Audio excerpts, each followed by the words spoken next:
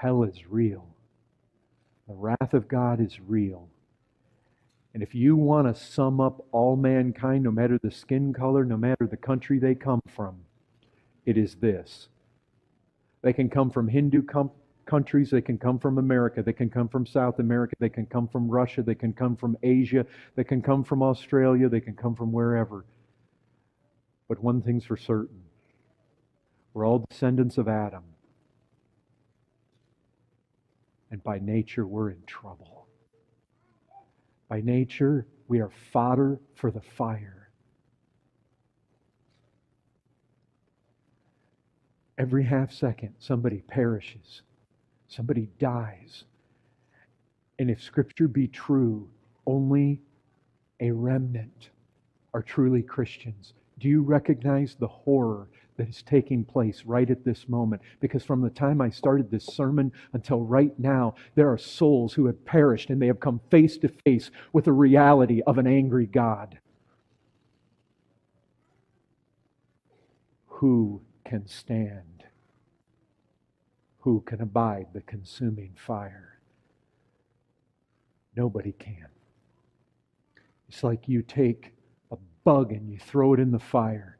Edwards liked to use that picture. It just yields before the fire. What can you do? You die, and there you are in the presence of a holy God, and everything, His whole being is bent on your destruction, and you have no hiding place.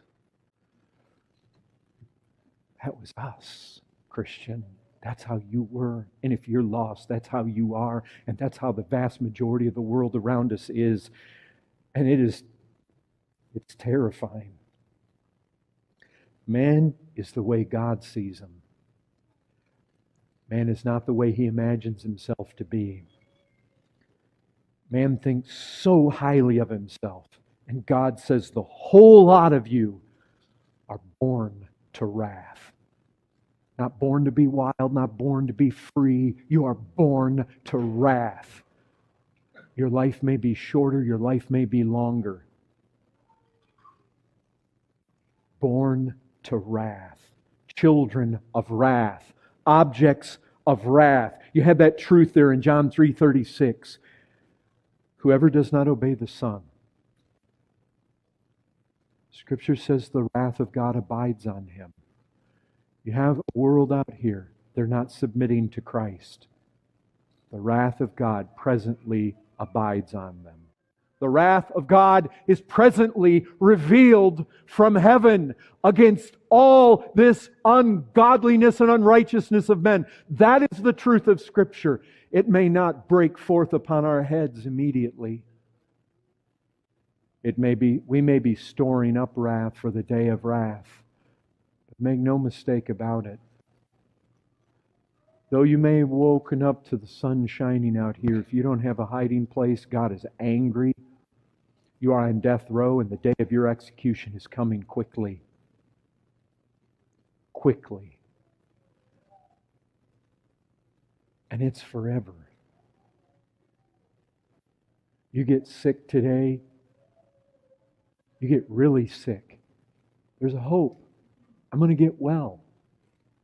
You break your arm. There's a hope. It's going to heal. You come face to face with an angry God without a hiding place.